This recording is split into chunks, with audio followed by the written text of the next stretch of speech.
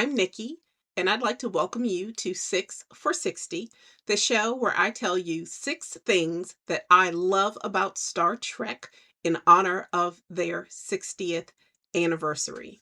So, welcome to episode 28. And this evening, I'd like to talk to you for a quick minute about legacy civilizations. So, um, my definition of a legacy civilization is one that either has had a major impact on the quadrant or the universe or planet or culture, or has taken extraordinary measures to ensure that their civilization is not forgotten. So I know as soon as I said that, probably all of the ones I'm going to discuss just immediately popped into your head. So there are probably zero surprises on this list this evening. But that's okay. I think we can still have fun chatting about it. And as always, let me know in the comments if you agree, disagree with my take on things, or if you have some cultures and civilizations that you would like to add to the list or feel that they should be on the list. So I'm going to start off with number 1, which is the one that I believe probably pops immediately into everyone's head, which is TNG season 5, episode 25, The Inner Light. So I don't believe that in this episode they actually like give themselves a name. We just know that the name of the planet is Catan. And the Enterprise encounters a probe, and it connects with Picard, and he's unconscious on the bridge. But in his mind, the probe has beamed an entire lifetime of experiences. So he actually gets to live as a citizen on this planet, thereby learning the culture and the people. And it's a full, absolute lifetime experience for him. And then when they examine the probe, kind of at the end of the program, when he's released from the connection, when he dies on the planet, there's a flute in the probe. And of course, he has spent a lifetime trying to master this flute while he was connected to the probe. So in one way, it's very, very creative, because you definitely learn a culture by being immersed in it for a lifetime. But it's also really horrific that you awaken from this immersion and find out that the people you grew to love and the children you had and the friends you made were all an illusion, and they are ripped away from you. It's absolutely horrible. And I think now, in retrospect, what if this probe had come upon a race of people? I wish I could remember the episode. It's in DS9. It's either in season 1 or 2, because it's before he cut his hair, before Cisco shaved, and he met the woman with the mental projection that he fell in love with, and they mate for life. So what if this probe had connected with a species like that? I feel like when the probe disconnected, it would have killed that person. But anyway, very great story, but horrific what the people on the planet of Catan, how they chose to carry on their the memory of their civilization. Number 2, I'm just going to call them, it's the Mikasa and Corgano episode of TNG, season 7, episode 17, Masks. Because again, I don't think we ever learn the name the race, or maybe I just didn't pay attention. It's been a very long time since I've seen this episode. And you go, Nick, shouldn't you go and watch these episodes before you record these things? Nah.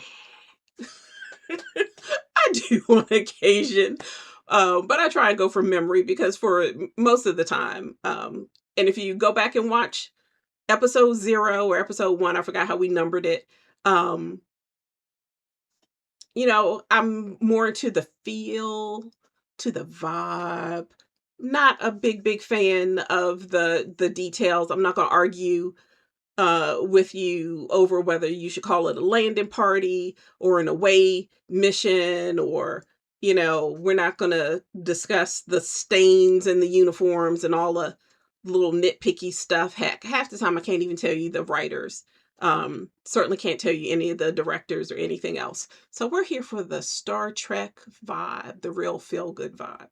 Okay. But anyway, I'm sorry, where was I in my notes?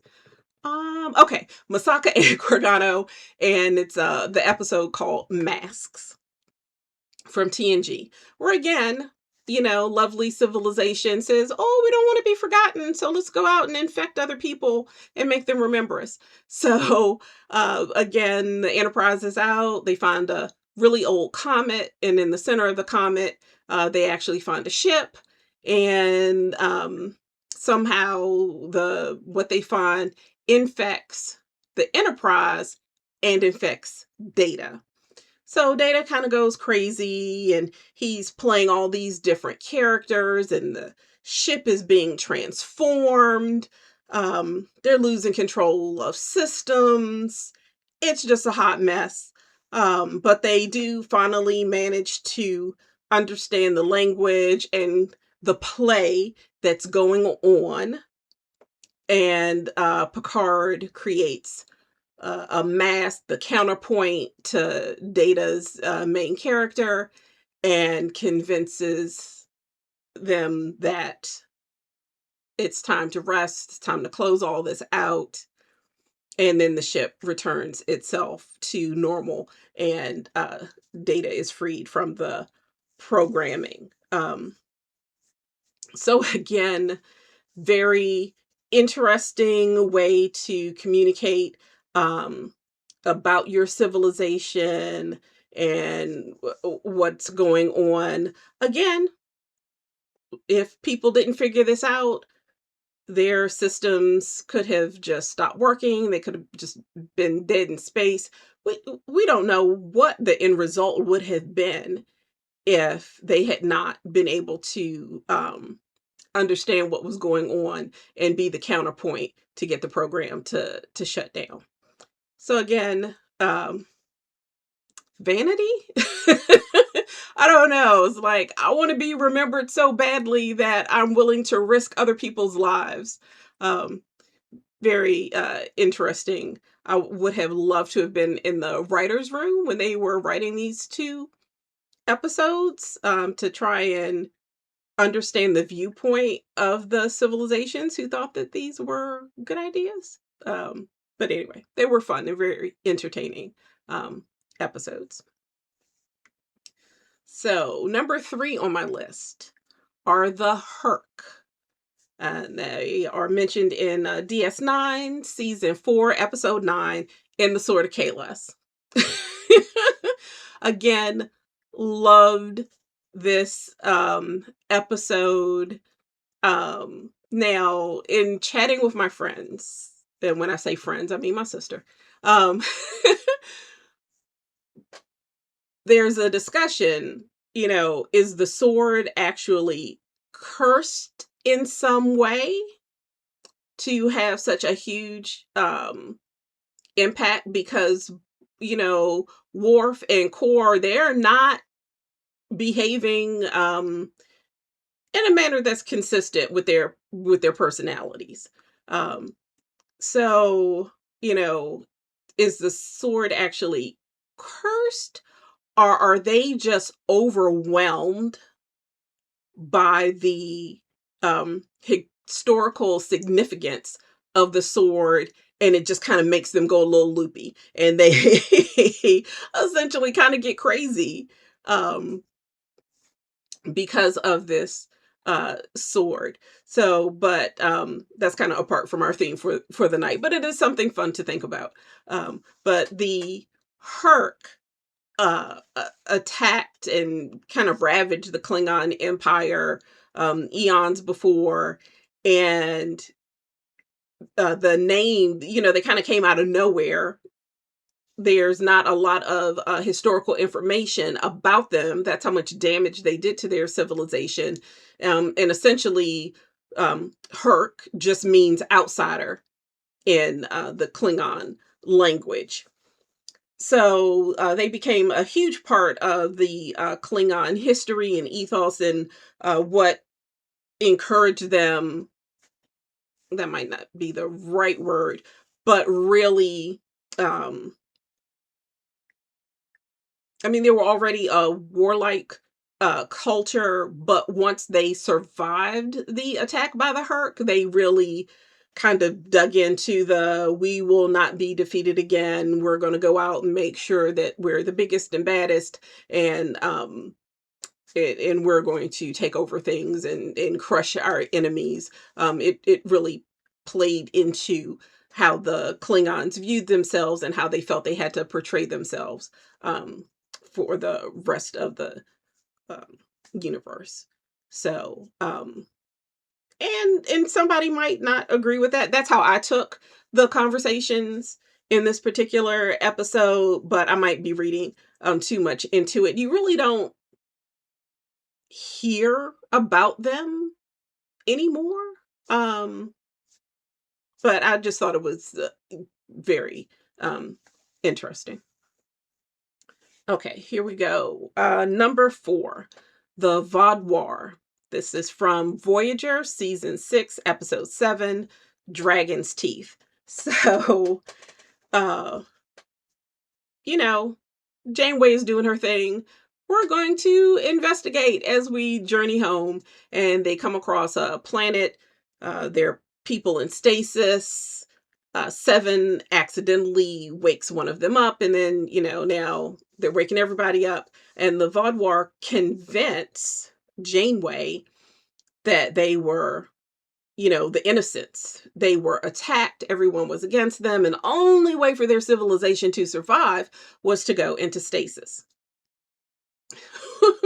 Well, Neelix, who's a social butterfly of the sector, for some reason, the way the people are behaving and their stories don't quite ring true for him, and they kind of tickle the back of his mind.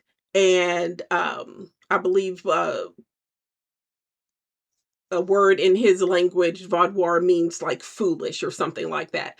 So they eventually discover that it's because the Vaudoir were a horribly aggressive species who went around just attacking other civilizations, just utterly destroying other people. And it was only when multiple groups came together were they able to overcome them. And essentially, Vaudoir becoming known as foolish was that, you were foolish if you got taken in by, by the Vaudoir.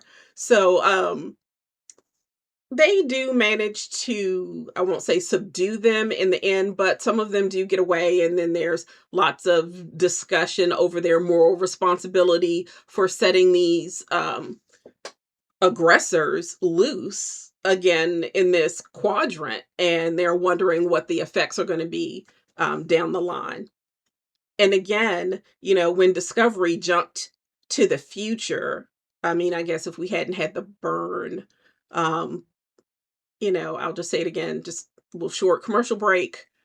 They didn't have to do the burn. There were so many other things they could have done and things we could have investigated. And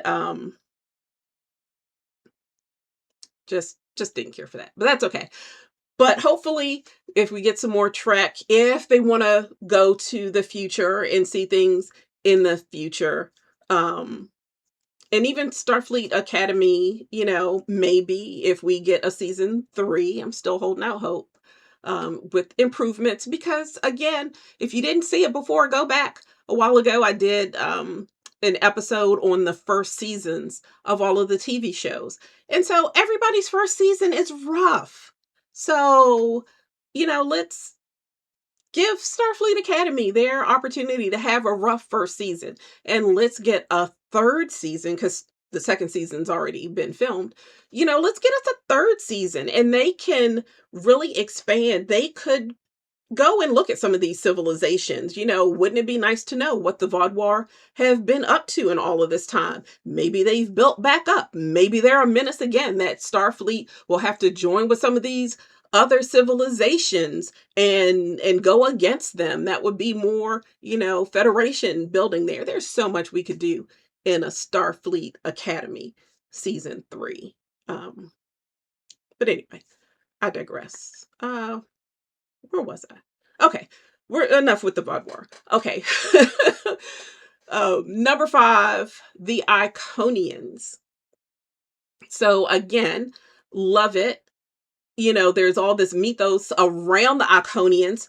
We never see them. We don't know what they look like. We don't really know what their civilization was like, but they wreak a lot of havoc in the Star Trek universe because of their leftover technology.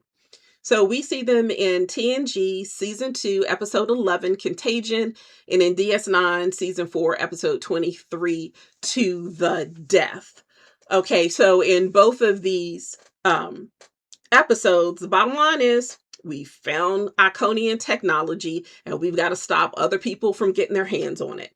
So basically, the Iconians had these gateways that allowed them instantaneous travel.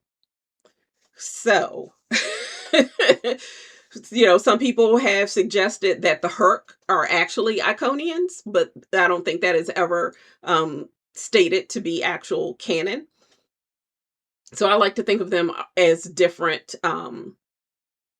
still different cultures. So basically they have this wonderful technology that allows you to instantaneously transport anywhere in the universe. And so basically there are stories that they, came in the night and they were just instantly appear and destroy their enemies. And think about it, as fierce as the Jem'Hadar were, which was the problem in the DS9 episode, if they got their hands on it, and it was a rogue group of Jem'Hadar, if they got their hands on this technology, they would basically be undefeatable. So in all of these 2 episodes, the goal is to, unfortunately, destroy the technology before some unscrupulous government or individual can get hold of it. And again, rich, beautiful world of Star Trek. We could figure out, who the Iconians were, what was going on, what happened to them. If they had this level of technology and power over others, how the heck did they die out? Where did they go? What's going on? I would love to know. But not like in a Doctor Who, we need to know his name or his origins, need to know. Just let's not do that. But anyway, I digress. So number 6 on my list is the progenitors. So speaking again of answering questions that people didn't ask, but they're mentioned in TNG, Discovery, and Starfleet Academy. So we know in TNG, they explain why the majority of the aliens we meet, are humanoid. And Discovery actually takes it a step further to say, hey, not only did these folks see, the known universe with their DNA so that we kind of all resemble each other, but they have universe creating technology. That's just crazy and outlandish. I do believe in Discovery, it's also supposed that maybe the progenitors didn't actually create this technology, but they just found it and then used it to, spread their seed all all through the universe. And I won't name all the shows there listed there on the screen, where the progenitors are actually mentioned. But again, very interesting.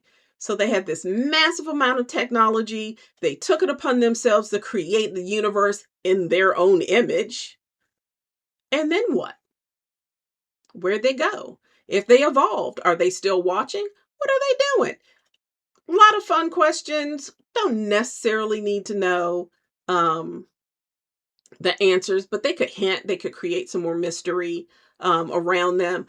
Or maybe you're just kind of done with the progenitors. Maybe you think we've done all we can with this particular alien culture and we should just give it a rest. So let me know in the comments what you think. Have you gotten your fill of the progenitor? Do you think you can do anything else with it, with the technology, or should we just let it be? Just let it go.